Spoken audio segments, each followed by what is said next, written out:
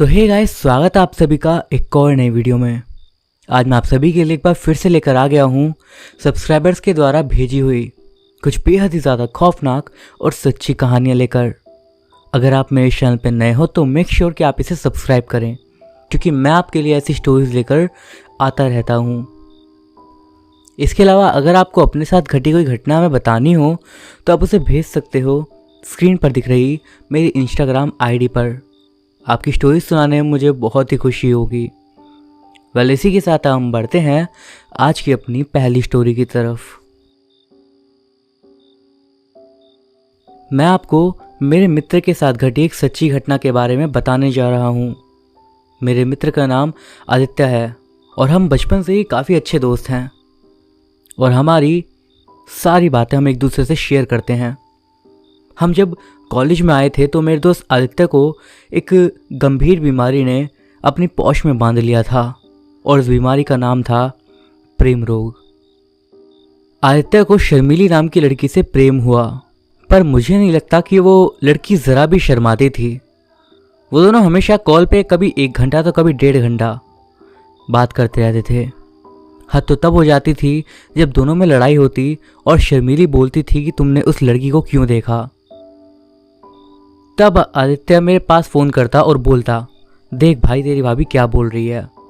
मैंने समय देखा तो करीब रात के 2:30 बज रहे थे।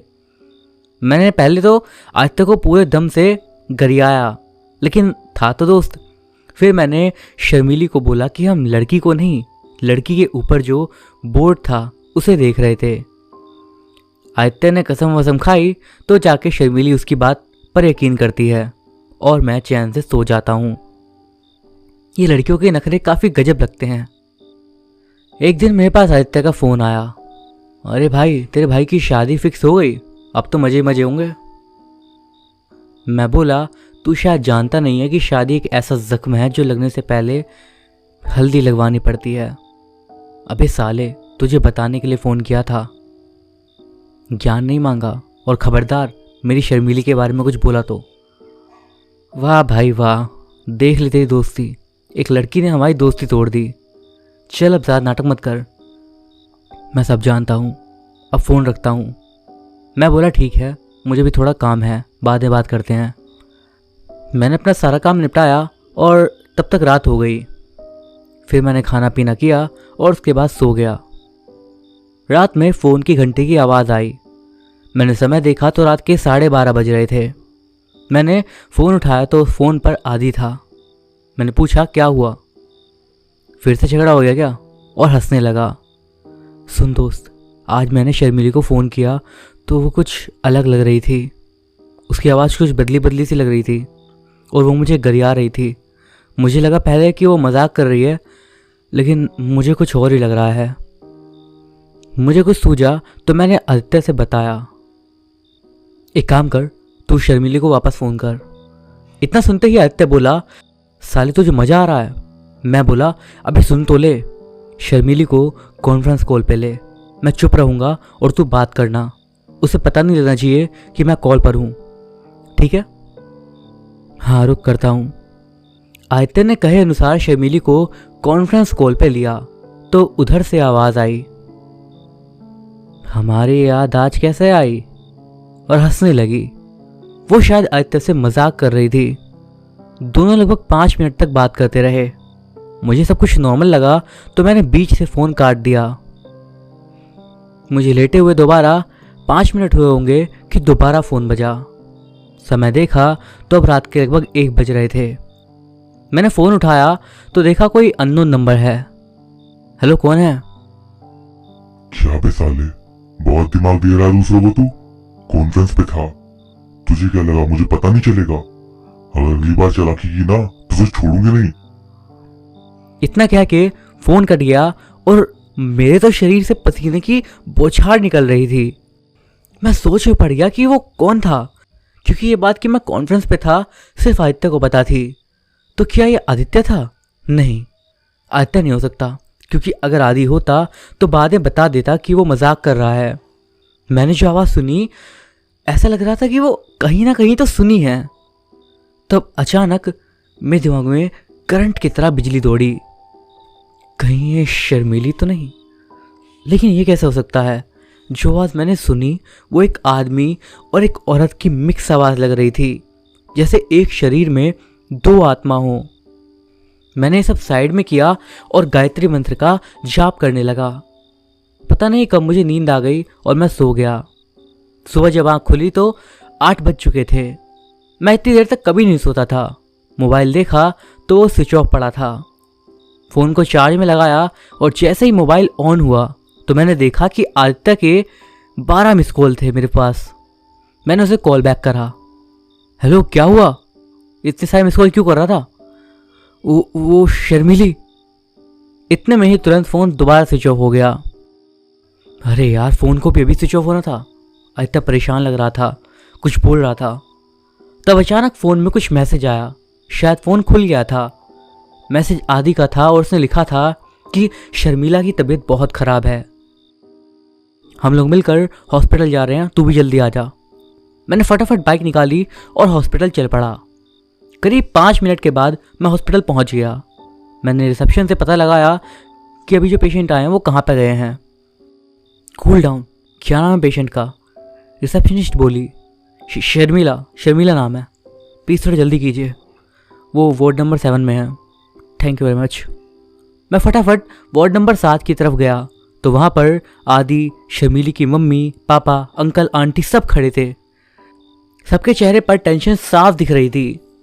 आदि जैसे ही मुझे देखता है एकदम से रोने लगता है और तब मुझे एहसास हुआ कि मेरे भाई का प्यार कितना सच्चा है।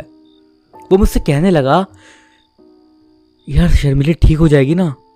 मैंने दिलासा दिया कि उसे कुछ नहीं होगा, लेकिन मुझे भी अंदर से डर खाया जा रहा था कि अगर शर्मिली के बीमार होने पर आदित्य पागल जैसे रो रहा है तो अगर शर्मिली को कुछ नहीं, मुझे ये सब नहीं सोचना था। तभी डॉक्टर बाहर आए। आप इन्हें घर ले जा सकते हैं।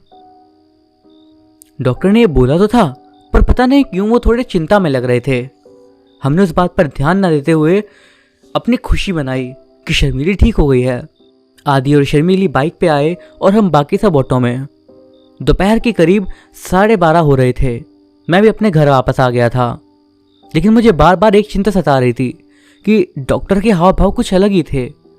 मुझसे रहा नहीं गया और मैंने हॉस्पिटल में फ़ोन किया और वहाँ से रिसेप्शनिस्ट से बोला कि मुझे इन डॉक्टर से बात करनी है।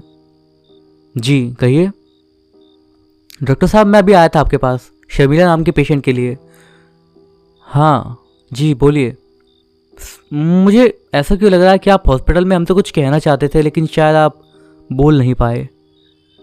हाँ, मैं शर्मिला को लेकर परेशान था क्योंकि ऐसा यूनिक केस मैंने काफ़ी टाइम बाद देखा है। जब मैंने उसे चेक करने के लिए उसकी कलाई पकड़ी तब पता नहीं कि मुझे ऐसा लगा कि उसके अंदर से एक अलग सी स्मेल आ रही थी और उसकी आवाज़ बिल्कुल बदली हुई सी थी। एक नहीं बल्कि 2 आवाज़ें मुझे उसकी सुनाई दे रही थी, एक आदमी की और एक लड़की की। ये मेरी ज़िंदगी का सबसे अजीब तरह का अनुभव था। भगवान करे सब ठीक हो जाए। मैं अब फ़ोन रखता हूँ। जी ठीक है, शुक्रिया आपका। ये सब क्या हो रहा था मुझे कुछ समझ नहीं आ रहा था। मुझे तो कुछ और ही लग रहा था। मैंने सारी बात डिसाइड करी और खाना खाकर वापस सोने लग गया। जब उठा तो शाम के 4 बज गए थे। हाथ मुँह धोया और मोबाइल देखने लगा। एकाएक मुझे शर्मिली की याद आई और मैंने आदित्य को फ़ोन किया। हेलो, हाँ क्या हुआ, शर्मिली ठीक तो है ना? हाँ सब ठीक है। आदित्य की आवाज़ में कुछ अजीब सी टेंशन थी। क्या हुआ, तू रो रहा है क्या? सुन भाई, जो भी है सच बता। देख मैं तेरा दोस्त हूँ। शर्मिली के घर आ जा, मैं वहीं पर हूँ। इतना कहकर आदित्य ने फ़ोन रख दिया। मुझे दोबारा टेंशन होने लग गई थी। मुझे लग रहा था कि कुछ ठीक नहीं है। मैंने फटाफट बाइक निकाली और हवा की रफ्तार से बाइक को उड़ाने लगा। बस 7 मिनट में 4 किलोमीटर के रास्ते को मैंने पार करके शर्मिली के घर पहुंच गया। मैं जैसे ही घर में दाखिल हुआ मैं हैरान रह गया। मैं पूरी तरह घबरा गया और एकदम भौचक्का रह गया। पूरा घर लाल रंग की रोशनी में नहाया हुआ था। आदित्य मेरे पास आया और जो कि काफ़ी दुखी लग रहा था। मैंने उससे शर्मिली के बारे में पूछा तो उसने उंगली के इशारे से राइट साइड में देखने के लिए कहा। जैसे ही मैं उस तरफ देखने लगा तो मुझे कुछ झटका सा लगा। शर्मीली के बाल खुले थे और उसके मुंह पर आए हुए थे। उसके लाल रंग के गोल घेरे में बैठाया गया था और वहां कुछ तांत्रिक ओझा भी थे। जैसे ही उनमें से एक तांत्रिक ने हाथ हवा में लहराया और कुछ मंत्र बुदबुदा कर शर्मीली पर फेंका तो शर्मीली गुस्से से लाल हो गई और एक झटके के साथ तांत्रिक के ऊपर लपटी। लेकिन उस लाल घेरे की वजह से वो वहीं पर मानो एक अदृश्य दीवार से टकराकर पीछे की तरफ गिर गई। उसका गुस्सा 7वें आसमान पर था। उसका ये रूप देखकर सब बुरी तरह डर गए थे, यहां तक कि मैं भी डरा हुआ था। परिस्थिति कुछ ऐसी थी। तांत्रिक बोला, मुझे कुछ सही नहीं लग रहा है, कुछ तो गड़बड़ है। बाबा क्या हुआ, हमें बताइए, हम सब ठीक कर देंगे। शर्मिली की माँ बोली, ये इतना भी आसान नहीं है। अब जो मैं पूछ रहा हूँ सच सच बताना, नहीं तो उसकी जान भी जा सकती है। पूछिए बाबा, क्या जानना है आपको? ये किसी लड़के से प्रेम करती थी। इतना सुनते ही घर में मातम सा छा गया। आज तक वो जैसे कुछ सदमा सा लगा और वो थोड़ा सहम सा गया। शर्मिली के माता पिता के सर से पसीने की बूंदें टपक रही थी। इतने में तांत्रिक बोला, सच सच बताना, नहीं तो अंजाम काफी बुरा होगा। अच्छा तो समझ ही गया होगा मैं कौन हूं। एकदम से शर्मिली बोल पड़ी, बिल्कुल मर्दानी आवाज में। मैं अभी से अपने साथ ले जाऊंगा। शर्मिली के इस रवैये को देखकर सब आश्चर्यचकित थे। आंटी से रहा नहीं गया और तब उन्होंने बोलना शुरू करा। मैं आपको सब बताती हूँ। साल भर पहले शर्मिली एक लड़के से प्यार करती थी। लड़का भी काफ़ी अच्छा था और वो दोनों हमेशा ज़्यादातर साथ साथ ही रहते थे। हमें भी कोई आपत्ति नहीं थी क्योंकि लड़का अच्छा था और लड़के के माँ बाप भी खुश थे। उन्हें भी शर्मिली पसंद थी। अचानक से रोने की आवाज़ आने लगी। सब इधर उधर देखने लगे तो पता चला कि आदित्य कोने में बैठकर नाटकीय ढंग से रो रहा था। जैसे ही आदि को पता चला सभी उसकी तरफ देख रहे हैं तो बोला, आंटी आप कंटिन्यू करिए। एक पल के लिए मुझे हंसी आ गई, पर मैंने अपनी हंसी को रोका और फिर आंटी ने बोलना शुरू करा। संजय के मम्मी पापा को भी शर्मिला पसंद थी, लेकिन नियति को कुछ और मंजूर था। एक दिन खबर आई कि संजय ट्रक एक्सीडेंट में मर गया। मुझे सुनकर झटका लगा तो मैंने जैसे तैसे करके खुद को संभाला। उस दिन शर्मिली अपने दोस्त के घर गई थी तो मैंने तय किया कि अभी उसे कुछ नहीं बताएंगे और कह देंगे कि वो ऑस्ट्रेलिया अपनी फैमिली के साथ गया है और उसकी फैमिली से ही बोला गया कि वो कुछ टाइम तक उससे कांटेक्ट ना करें। शर्मिली कुछ दिन तक दुखी रहेगी और उसके बाद सब कुछ ठीक हो जाएगा। लेकिन अगर गलती से भी उसे पता चल गया कि संजय अब नहीं रहा तो उसे बहुत बड़ा झटका लगेगा और शायद वो इस झटके से उभर भी नहीं पाएगी। इसलिए हमें झूठ बोलना पड़ा। माँ आप ये क्या कह रही हो? आपने मुझे बताया क्यों नहीं? और मैं सोच रही थी कि तभी उसकी एकदम से आवाज़ बदली और उधर से आवाज़ आई, मुझे बस शर्मिली को सच बताना था और मैं यहाँ शर्मिली को ले जाने नहीं, बस सच बताने आया हूँ। शर्मिली मुझसे नफरत करे मुझे अच्छा नहीं लगता और आप लोग फिक्र मत करिए, मैं इसे दोबारा परेशान नहीं करूँगा। और आदित्य तुम शर्मिली का ध्यान रखना। आदित्य कुछ नहीं बोला। इतने में उधर से आवाज़ आई, मैं अब जा रहा हूँ, इसका ख्याल रखना। इतना कहते ही शर्मिली फर्श पर गिरी तो आंटी बोली, है क्या हुआ? कुछ नहीं, ज़रा सी कमज़ोरी है, कुछ देर में ठीक हो जाएगी। बाबा बोले, ठीक है मैं चलता हूँ अब। ठीक है बाबा जी, प्रणाम। सदा सुखी रहो। कुछ देर के बाद शर्मिली को होश आया और तब उसने देखा कि उसके आसपास कई सारे लोग थे और मैं भी था। जब शर्मिली ने पूछा कि हम सब यहाँ पर क्यों हैं और मुझे क्या हुआ था तो सब ने कहा, कुछ नहीं, थोड़ी कमज़ोरी की वजह से तुम्हें चक्कर आ गया था, इसलिए तुम बेहोश हो गई थी, अब तुम ठीक हो। शर्मिली को हमारी बात पर यकीन नहीं था, पर फिर भी उसने बस हूँ बोलकर चुप हो गई और मैं भी वापस अपने घर आ गया।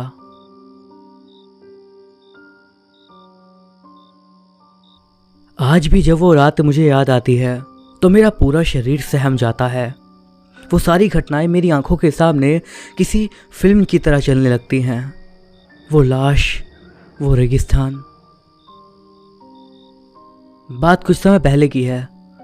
मुझे ऑफिस से कुछ दिनों की छुट्टी मिली थी और मेरा बेटा बंटी मुझे कई दिनों से कह रहा था कि मुझे राजस्थान घूमने जाना है। मैं अपनी पत्नी और अपने बच्चे के साथ जयपुर घूमने का कार्यक्रम बनाता हूँ।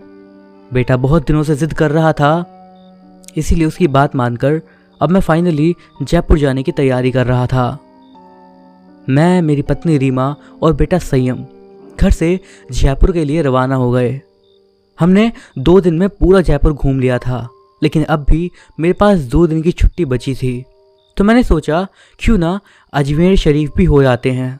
चूँकि हमारी प्लानिंग अचानक हुई थी तो हमें जल्दबाजी में बस का सहारा लेना पड़ा। उस बस में और भी यात्री थे, खासकर बुजुर्गों की संख्या ज़्यादा थी। हमारी जैसी केवल एक फैमिली ही थी। बस में यात्री कम ही थे क्योंकि बस भी थोड़ी खजाड़ा थी, इसलिए शायद उसमें ज़्यादा यात्री नहीं बैठे होंगे। करीब रात के 8 बजे बस अपने गंतव्य की ओर रवाना हो चली। हम तीनों अपनी अपनी सीटों पर टेक लगाकर बैठे थे। संयम तो सो गया, लेकिन मुझे और रीमा को बीच बीच में हल्की सी झपकी सी आ जाती। एक तो वीरान और अनजानी जगह, ऊपर से खजाड़ा बस। मैं बिल्कुल अनकंफर्टेबल था। ड्राइवर को भी शायद बहुत जल्दी थी गंतव्य तक पहुंचने की, इसीलिए वो भी बस को तेज़ रफ्तार में भगाए चले जा रहा था। अंदर से डर भी लग रहा था कि कहीं बस को ठोक ना दे, क्योंकि अंधेरा घना था। साथ में सुनसान सड़क के किनारे, जिन पर ना कोई घर दिख रहा था और सड़क पर भी इक्का दुक्का वाहन ही दिखाई दे रहे थे। कुछ बुजुर्गों ने ड्राइवर को टोका भी कि बस की रफ्तार ज़रा धीमी करो। कुछ समय तक तो उसने बस की रफ्तार को धीमे चलाया, लेकिन फिर कुछ देर के बाद उसने स्पीड वापस बढ़ा दी। एक बुजुर्ग ने फिर से उस ड्राइवर को टोका कि बस की रफ्तार कम करो, लेकिन मना करने के बावजूद फिर से ड्राइवर ने रफ्तार बढ़ाए रखी। तब ड्राइवर ने जवाब दिया कि अंकल जी, जो मैं कर रहा हूँ बिल्कुल ठीक कर रहा हूँ। मैंने सुना है ये इलाका अच्छा नहीं है, बहुत ज़्यादा खतरा है यहाँ पर, और हम इस इलाके को जितनी जल्दी पार करके आगे बढ़ें उतना अच्छा है। ड्राइवर की बात सुनकर सब ने कहा चलो ठीक है। बस तेज़ रफ्तार से आगे बढ़ ही रही थी कि तभी एक तेज़ आवाज़ के साथ बस का थोड़ा संतुलन बिगड़ गया और बस थोड़ी दूरी पर गई और उसके बाद रुक गई। सबको एक झटका सा लगा। सब के सब सकपका गए और अचानक से बोले, क्या हुआ? इतना खतरनाक इलाका और बस का रुकना, किसी का भी जी डर जाएगा। ड्राइवर ने अपनी टॉर्च जलाई और बस के नीचे उतरा और उसने देखा कि क्या बात है, बस रुकी क्यों।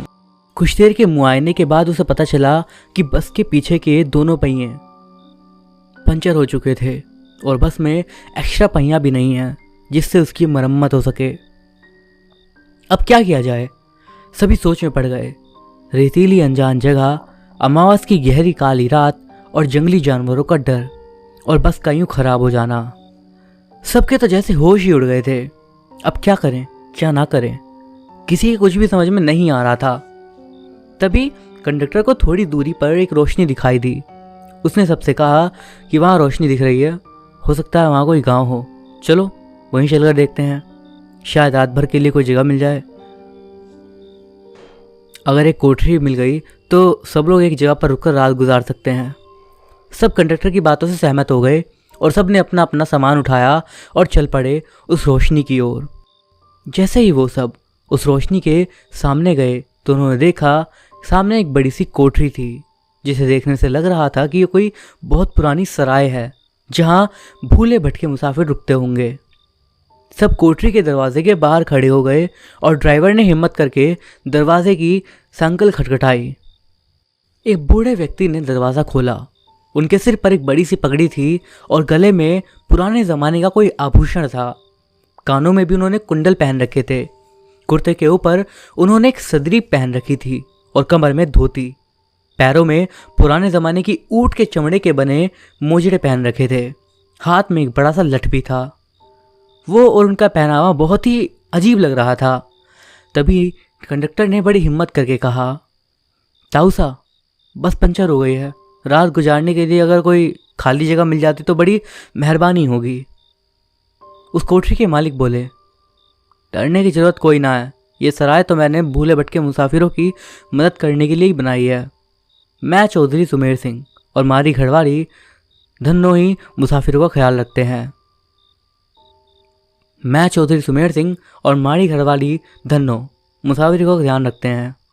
आप सब लोग भीतर पधारो, जो हम दोनों से बन पड़ेगा आपकी मदद करेंगे।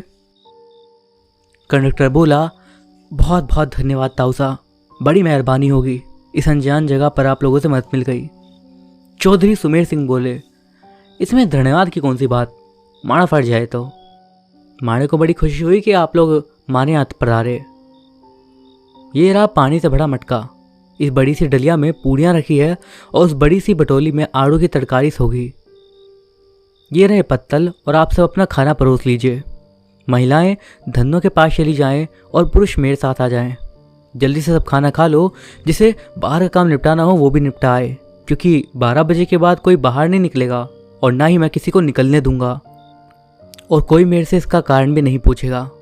सबके पास अपनी अपनी हाथ घड़ी होगी, समय के अनुसार काम करके सोने के लिए लेट जाओ। ये रहे कंबल, इन्हें बिछा लेना। हम सब ने चौधरी सुमेर सिंह की सारी हिदायतों के अनुसार काम किया और कंबल बिछाकर लेट गए। जिनके पास अपने अपने शॉल चादर थे वो अपने ओढ़कर लेट गए। चूँकि मेरे पास ओढ़ने वाला बड़ा कंबल था, इसलिए मैंने अपने बेटे को अपने साथ सुला लिया और मेरी पत्नी औरतों के साथ अपना शॉल ओढ़कर लेट गई। चौधरी ने एक बार फिर से सबको बाहर ना जाने की हिदायत दी और सबको सोने के लिए कहा। लगभग रात के 12 बजे के बाद न जाने क्या हुआ, कंडक्टर को क्या सूझी, उसे बीड़ी पीने की तलब लगी और वो बाहर जाने लगा। चौधरी जी ने उसे बहुत रोका पर वो रुका ही नहीं। कंडक्टर के बाहर जाने के बाद चौधरी जी ने जल्दी से कोठरी के किवाड़ बंद कर लिए और साथ में पटरे की मदद से किवाड़ को मजबूती से बंद कर दिया, कोई भी भीतर ना आ सके। सारे रोशनदान और खिड़की को भी बंद कर दिया गया। और फिर जो हुआ, थोड़ी ही देर में बहुत बुरी बुरी और डरावनी आवाज़ें आने लगी, बहुत ज़ोर से चिल्लाने की, दर्द में तड़पने की। साथ में कंडक्टर की आवाज़ भी सुनाई दे रही थी। वो चिल्ला चिल्ला कर बचाओ बचाओ बोल रहा था। कोठरी के कुछ लोग कंडक्टर की मदद करने के लिए बाहर जाने लगे, लेकिन चौधरी जी ने उन्हें ये कहकर रोक दिया कि अगर बाहर गए तो सर्वनाश हो जाएगा। वो शैतान अगर भीतर आ गया तो कोई भी जिंदा नहीं बचेगा। सब अपनी अपनी जान का सोचकर पीछे हट गए। फिर चौधरी जी ने सबसे कहा कि सब अपनी अपनी जगह पर लेट जाओ, और उनकी बात मानना हम सब की मजबूरी बन गई, क्योंकि बाहर की आवाज़ सुनकर हमें भी पता लग रहा था कि बाहर कोई इंसान नहीं है, कुछ और ही है। हमने सबने वही किया जो चौधरी जी ने कहा। 1 आध घंटे के बाद सबको नींद आ गई। हम सब सुबह जगे तो वहाँ का मंजर देखकर दंग रह गए। हम सब रेत पर लेटे थे और वहाँ से कोठरी गायब हो गई थी। बस हम लोगों का सामान पड़ा हुआ था। वहाँ 2 समाधियाँ बनी थी जिन पर चौधरी सुमेर सिंह और धन्नो सिंह लिखा था। हम सब ये देखकर हैरान रह गए थे कि आखिर रात को जो हुआ वो ख्वाब था या फिर हकीकत। तभी वहाँ से एक चरवाहा अपनी भेड़ों के साथ निकला। उसको हमने सारी बात बताई तो उसने बताया यहाँ पर बहुत समय पहले एक सराय हुआ करती थी, जिसकी रखवाले चौधरी सुमेर सिंह और उनकी पत्नी धन्नो थे।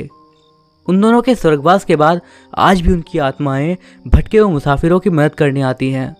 इस इलाके में कई सारी शैतानी शक्तियां रहती हैं जो लोगों का कत्ल करती हैं, लेकिन सुमेर सिंह और उनकी पत्नी अच्छी आत्माएं हैं, इसलिए वो लोगों की मदद करने आ जाते हैं। ये सब कहकर वो चरवाहा वहां से चला गया, लेकिन हम सब के मुंह और आंखें खुली की खुली रह गई। फिर हम सब ने अपना अपना सामान उठाया और बस की ओर आए। तब हमने थोड़ा आगे जाकर देखा कंडक्टर की लाश लहूलुहान वहां पर पड़ी हुई थी। ड्राइवर वहीं रुका और सबका दिल दहल गया। थोड़ी देर इंतज़ार करने के बाद वहां से एक दूसरी बस गुजरी और बाकी के लोग और हम भी उस बस से अपने गंतव्य के लिए रवाना हो गए। ड्राइवर और उसके साथ 1-2 लोग और वहीं पर रुक गए। आज मौसम बहुत सुहाना है। अनुज अपने दोस्तों के साथ गप्पे मारने में व्यस्त है। सब आज के मौसम का भरपूर आनंद ले रहे हैं। तभी अचानक पीछे से आवाज़ आई, बेटा जल्दी आओ, तुम्हारी नानी जी का फ़ोन आया है। अनुज की माँ ने कहा। अनुज अपनी नानी से बहुत प्यार करता था, इसीलिए सुनते ही वो तुरंत अपने घर की ओर दौड़ा और अपनी नानी से बात करने के लिए अपनी माँ की तरफ बड़ी ही उत्सुकता से देख रहा था। उसकी उत्सुकता देखते हुए उसकी माँ ने उसे फ़ोन दे दिया। दोनों ही फ़ोन पर बात करने लगे। नानी जी कैसी हैं आप? अनुज ने कहा। बेटा मैं अब बूढ़ी हो गई हूँ और बीमार भी हूँ।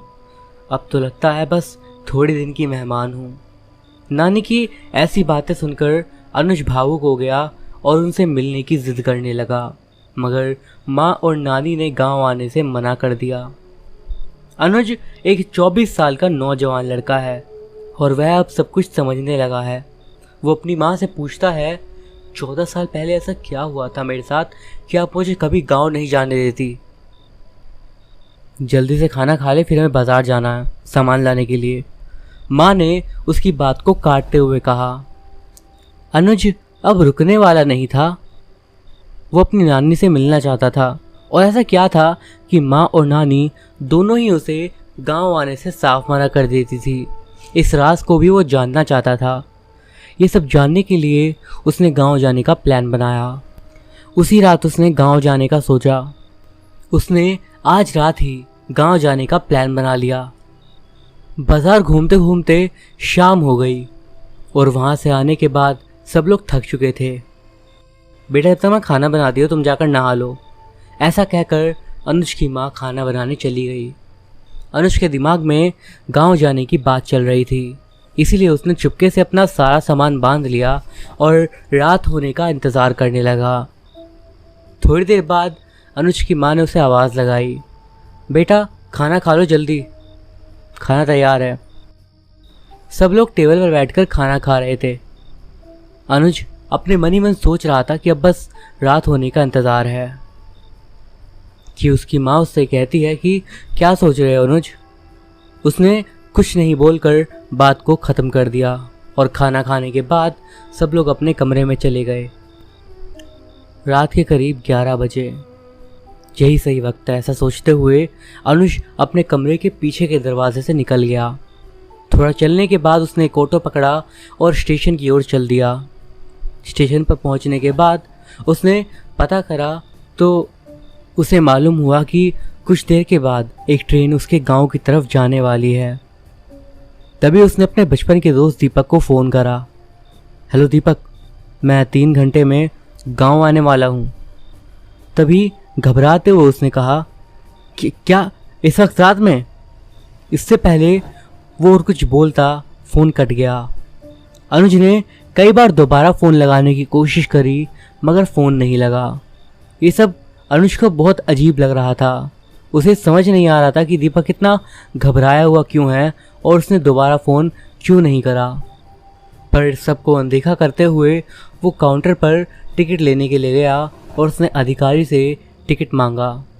उसने एक बात नोटिस करी, वो टिकट मैनेजर भी टिकट देते टाइम उसे अजीब तरीके से देख रहा था। उसे कुछ समझ में नहीं आ रहा था कि उसके गांव का नाम लेते ही सबके भाव क्यों बदल जाते हैं। तभी उसने पाया कि उसकी ट्रेन तो प्लेटफॉर्म पर आकर लगी हुई थी और वो तेज़ी से जाकर ट्रेन के अंदर बैठ गया और तुरंत बाद ही ट्रेन चल पड़ी। वो अपनी लिए सीट ढूंढने लगा और उसे सीट मिल गई। ट्रेन अब ठंडी ठंडी हवाओं से बातें करने लगी थी। ट्रेन के तेज़ चलते ही बाहर का मौसम काफ़ी ज़्यादा सुहावना सा हो गया था। अब अनुज भी बहुत थक गया था। उसे लेकिन अंदाज़ा नहीं था कि उसके साथ अभी क्या क्या होने वाला है।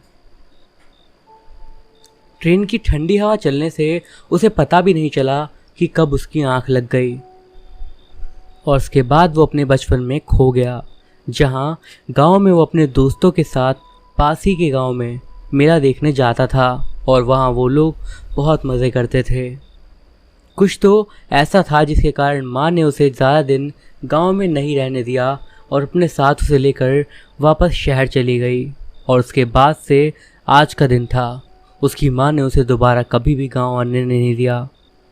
वो अपने बचपन में खोया ही था कि तभी अचानक से ट्रेन रुकने लगी और उसने देखा कि थोड़ी देर में उसका गांव आने वाला है, मगर वहाँ का नज़ारा देखकर उसके पैरों तले ज़मीन खिसक गई। गांव में कई साल के बाद आने के कारण उसे समझ नहीं आ रहा था कि उसकी नानी का घर किस तरफ है। मन ही मन में वो सोचने लगा, अपनी नानी के घर का पता किससे पूछूं? यहाँ तो कोई नज़र भी नहीं आ रहा। कुछ तो ऐसे राज हैं गांव में जो कि इसका नाम सुनते ही लोगों के हाव भाव बदल जाते हैं और सब घबराने से लगते हैं। अनुज ने चारों तरफ देखा तो उसे एक रास्ता दिखाई दिया जो कि उसके गांव की तरफ जा रहा था। वो रास्ता उसे एकदम सही पहचान में आया और वो उस तरफ चल दिया। कुछ देर चलते चलते उसने महसूस करा कि चारों तरफ अजीब सी धुंध चढ़ने लगी थी और ये सब उसे भी काफ़ी अजीब लग रहा था और वो डर भी रहा था। रात के लगभग 3:30 बज रहे थे। चलते चलते वो एक चौराहे पर पहुंच गया और अब उसे समझ नहीं आ रहा था कि उसे किस ओर जाना है। तभी उसे एक परछाई नजर आई जो कि उसकी तरफ बढ़ रही थी और वो परछाई एकदम से उसके सामने आकर रुक गई। उसे लगा कि शायद कोई औरत है जो उससे थोड़ा दूर आकर रुक गई है। चारों तरफ अजीब सी धुंध चढ़ने के कारण उसका चेहरा वो नहीं देख पा रहा था। उसकी अजीब सी हरकतें देखकर वो डर गया और घबराते हुए बोला, कौन है वहाँ और क्या चाहिए? इतना कहते ही वो साया या वो औरत उस धुंध में से अचानक से कहीं गायब हो गई। उसे कुछ समझ नहीं आ रहा था कि उसके साथ क्या हो रहा है। वो औरत कौन थी और अचानक से कैसे गायब हो गई? तभी अचानक से किसी ने उसके कंधे पर हाथ रखा और वो झटके से घबराते हुए पीछे मुड़ा। दीपक तुम? उसने हैरानी भरे स्वर में कहा। अपने बचपन के दोस्त को देखकर उसके चेहरे पर हल्की सी मुस्कान आ गई। जल्दी चलो यहाँ से, घर चलकर बात करते हैं, उसकी बात काटते हुए दीपक बोला। दीपक को ऐसे देखकर उसने दोबारा कुछ नहीं कहा और चुपचाप उसके पीछे चलने लगा। कुछ देर चलने के बाद वे लोग दीपक के घर पहुंच गए और अंदर जाते ही दीपक ने अंदर से दरवाज़ा बंद कर दिया। तुम यहाँ बैठो, मैं तुम्हारे लिए चाय बना कर लाता हूँ। ऐसा कहकर वो किचन की तरफ चला गया। कौन थी वो औरत और इतनी रात को कहाँ घूम रही थी? अनुज इन सवालों में उलझा हुआ था। क्या हुआ अनुज, क्या सोच रहे हो? पीछे से उसे आवाज़ आई तो उसने देखा कि दीपक चाय लेकर कमरे में आ चुका था।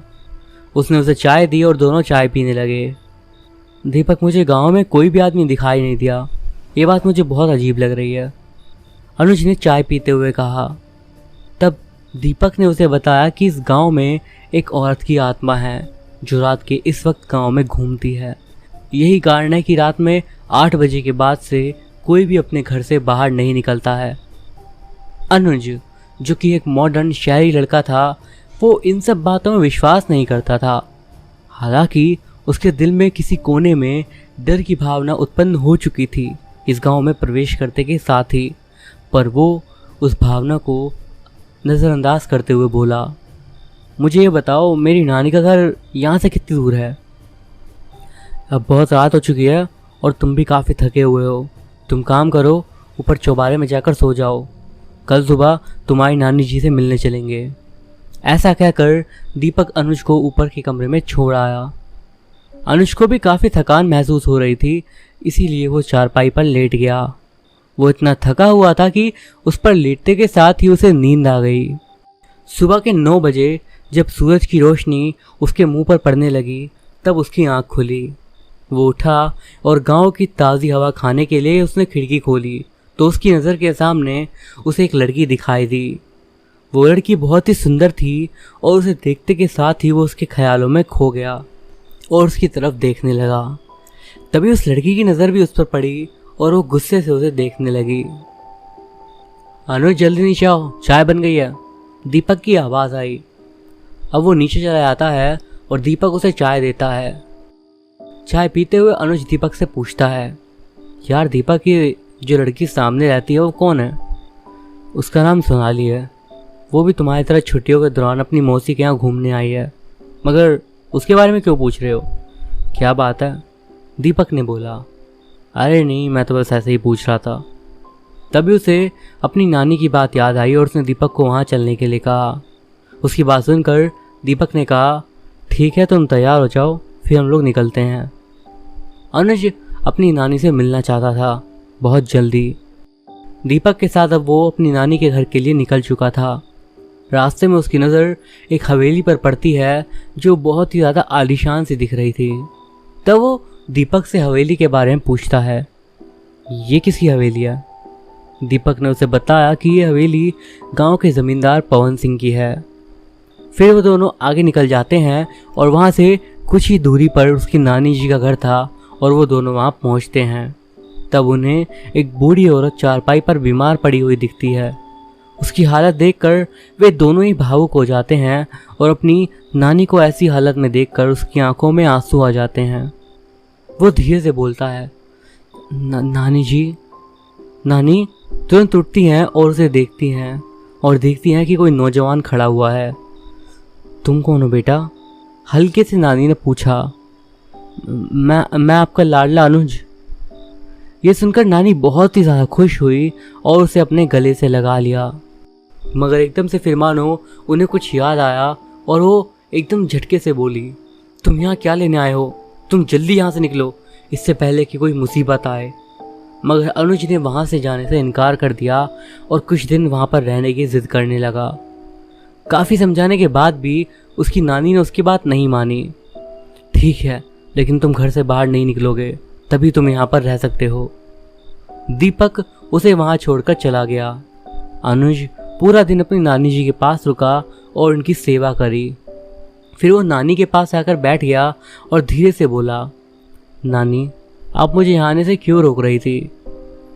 बेटा मुझे आराम करने दो और तुम भी दूसरे कमरे में जाकर आराम करो। नानी ने उसकी बात काटते हुए कहा और उसे वहाँ से भेज दिया। कुछ तो है जो कि मुझसे जुड़ा हुआ है, मगर इस बारे में कोई बात करने को तैयार नहीं है। मुझे खुद ही पता लगाना होगा। ये सोचकर वहाँ से वो चला गया और जब वो अंदर गया तो उसकी नज़र एक पुराने बक्से पर पड़ी जिस पर ताला लगा हुआ था। उसने इस बक्से के बारे में नानी से पूछा तो उन्होंने जवाब दिया कि कुछ नहीं बेटा, ये तो बस ऐसे ही पुराने कबाड़ से भरा हुआ है। मगर वो जानता था कि कुछ तो बात है, कुछ तो है उस बक्से में जो कि शायद उसके अतीत को जानने में उसकी मदद कर सकता है। सोचते हुए अनुज वहाँ से चला गया। शाम हो चुकी थी और लगभग 4:30 बज रहे थे। तभी उसे याद आया और उसने अपनी नानी से बोला, नानी मुझे दीपक के पास जाना है, कुछ ज़रूरी काम है। ठीक है बेटा, मगर 6 बजे से पहले लौट आना, ऐसा उसकी नानी ने कहा। ठीक है, ये बोलकर अनुज वहाँ से निकल गया। और जब वो दीपक के घर पहुँचा और वो घर के अंदर जाने ही वाला था कि अंदर से वो लड़की निकली और वो दोनों आपस में टकरा गए। जोर का धक्का लगने के कारण वो लड़की गिरने ही वाली थी कि अनुज ने झटके से उसे पकड़ लिया और ये और कोई नहीं सोनाली ही थी। वो दोनों एक दूसरे को देखने लगे। तभी पीछे से आवाज़ आई, तो तुम आ गए अनुज? दीपक ने मुस्कुराते हुए कहा और वो दोनों एकदम से अलग हो गए और सोनाली शर्माते हुए वहाँ से चली गई। अनुज ने दीपक से पूछा, सोनाली यहाँ कैसे? तब उसने बताया कि वो किसी काम से उसकी मौसी ने मेरी माँ के पास भेजी थी। उसके बाद दोनों अंदर चले गए और अनुज ने गांव की आत्मा के बारे में उससे पूछा। तब उसने बताया, यही कोई आज से 25 साल पहले की बात है। गांव के ज़मींदार के 2 बेटे थे, बलवान सिंह और दूसरा पवन सिंह। दोनों में बलवान सिंह बड़ा था, जिसकी शादी गोरी के साथ हुई थी। गोरी बहुत ही अच्छी और दयालु औरत थी। 1 साल बाद गोरी और बलवान सिंह को एक बेटा हुआ जिसका नाम दिनेश था और वो बहुत ही सुंदर और स्वस्थ था। पर ज़मींदार का दूसरा बेटा बहुत ही लालची था और वो अकेले ही सारी ज़मीन और हवेली को हड़पना चाहता था। इसीलिए बलवान सिंह के पूरे परिवार को उसने ख़त्म करने की योजना बना ली। जब कुछ दिनों के बाद बलवान सिंह अपनी पत्नी गोरी के साथ खेत में घूमने चला गया था और उनके साथ उनका बेटा दिनेश भी था। चलते चलते वे लोग अपनी बातों में व्यस्त थे कि अचानक से किसी ने पीछे से उन पर जोर से डंडे से वार करा। ये वार बलवान सिंह के ऊपर किया गया था और इतना तेज था कि उसका सर फट गया और इसी कारण उसकी मौत हो गई। जब गोरी ने पीछे मुड़कर देखा तो वहाँ और कोई नहीं बल्कि पवन सिंह और उसके आदमी खड़े थे। ऐसी हालत में गोरी को कुछ समझ नहीं आ रहा था कि वो क्या करे। वो ज़ोर से गांव की तरफ दौड़ी, मगर पवन सिंह के आदमियों ने उसका पीछा करा और भागते भागते ही उसका पैर फिसल गया और उसके हाथ से छूटकर दिनेश नाले में जा गिरा और पवन सिंह के आदमियों ने उसे पकड़ लिया। वो अपनी ज़िंदगी की भीख मांगने लगी, मगर किसी ने भी उसकी एक ना सुनी और उसके सिर पर कंटिन्यूसली डंडों से वार करने लगे और तब तक करा जब तक वो मर नहीं गई। उसके बाद पवन सिंह के आदमियों ने उससे बोला कि उस बच्चे का क्या करना है, तो उसने बोला छोड़ दो उसे, अपने आप ही मछलियों का चारा बन जाएगा, तुम जल्दी करो और इन लाशों को दफना दो। पवन ने बोला। दोनों की लाशों को ठिकाना लगाकर वे सभी लोग अपने अपने घर चले गए। 2-3 दिन तक सब कुछ ठीक था, मगर उसके बाद गांव में रात के समय जो भी घर से बाहर निकलता तब गौरी की आत्मा उसे दिखती और कई लोगों की तो उसने जान भी ले डाली। आज तक भी गौरी की आत्मा अपने परिवार की मौत का बदला लेने के लिए गांव में घूम रही है और उसे तब तक शांति नहीं मिलेगी जब तक उसे न्याय नहीं मिल जाता। सबको पता है कि बलवान सिंह और उसकी पत्नी को पवन सिंह ने मरवाया है, मगर गांव का बड़ा जमींदार होने के कारण कोई उसके खिलाफ बोलने की सोच भी नहीं सकता। अनुज को ये सारी बात सुनकर गौरी और उसके परिवार के लिए बहुत दुख हुआ। दोनों को आपस में बात करते करते उन्हें समय का पता ही नहीं चला और रात के करीब 10 बज चुके थे। तभी उसे अचानक अपनी नानी का ख्याल आया कि वो मेरी चिंता कर रही होगी। उसने दीपक से बोला कि मुझे निकलना चाहिए, नानी जी वेट कर रही होंगी। दीपक सकपका गया। इस वक्त? तुम चिंता मत करो, मुझे कुछ नहीं होगा, ये बोलकर वो वहाँ से निकल गया। चलते चलते उसे महसूस हुआ कि चारों तरफ फिर से वो अजीब सी धुंध बढ़ने लगी थी। चारों तरफ सन्नाटा सा छाया हुआ था। अब तो गौरी की कहानी सुनने के बाद अनुज को भी डर लगने लगा था, पर वो फिर भी जल्दी से नानी जी के पास जाना चाहता था। तभी उसे वही परछाई दिखी और वो उसी की तरफ बढ़ रही थी और एकदम से वो परछाई उसके सामने आकर खड़ी हो गई। उसका डरावना चेहरा देखकर उसके रोंगटे खड़े हो गए। गौरी को देखते के साथ ही अनुज की सांसें फूल गई और वो बेहोश होकर गिर पड़ा। जब उसकी आंख खुली तो वो अपनी नानी के घर पर था। जब उसे होश आया तो नानी जी बहुत खुश हुई और कहने लगी कि तुम्हारे ऊपर भगवान का आशीर्वाद है बेटा, वरना आज तक उसने किसी को भी जिंदा नहीं छोड़ा। अनुज भी मन ही मन सोच रहा था कि गौरी ने उसे कुछ नहीं किया, कुछ तो बात है जो गौरी ने उसे कोई हानि नहीं पहुंचाई। फिर उसे गौरी के बारे में जानने की और इच्छा हुई।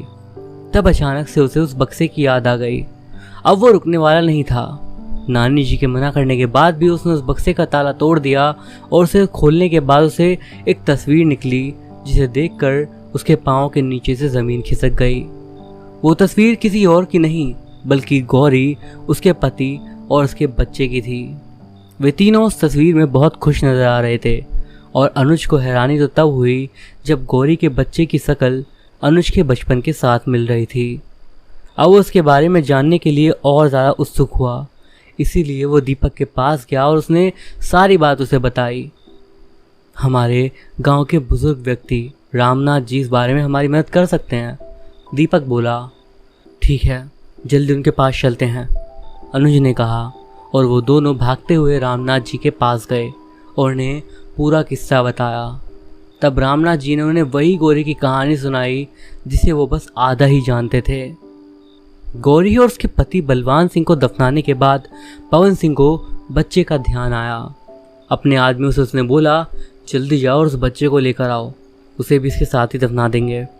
उसके बच्चे को आदमी लेने गए मगर उन्हें वहाँ पर वो नहीं मिला। तब उन्होंने सब जगह बच्चे को तलाशा मगर वो कहीं भी नहीं मिला और ये बात जब पवन सिंह को पता चली तो वो गुस्से में अपने आदमियों पर चिल्लाना पड़ा। कितने साल हो गए मगर आज तक उस बच्चे का पता ही नहीं चला।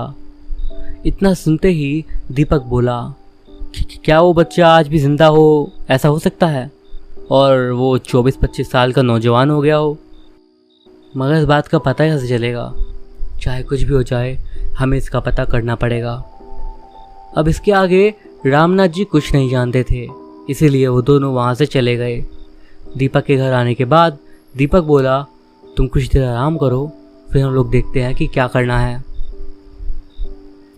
वो दोनों वहाँ आराम कर रहे थे और तभी अनुज के मन में नानी जी का ख्याल आया। तब उसने बोला, इसके आगे की कहानी हमें नानी जी बता सकती हैं। तुम इतने यकीन के साथ कैसे बोल रहे हो? उसकी तरफ हैरानी से देखते हुए दीपक ने बोला, तुम्हें याद है वो बक्सा जो हमें नानी के घर मिला था? उसमें एक तस्वीर थी जो कि गौरी की थी। नानी जी मुझसे कुछ तो छुपा रही हैं, आओ जल्दी चलो। इतना कहकर वो वहाँ से चल दिए और नानी जी के घर पहुँचे। वहाँ पहुँचने के बाद उसने उनसे बोला, ऐसा क्या राज है जो आप इतने बरसों से छुपा रही हो? पर नानी कुछ बोलने को तैयार ना थी।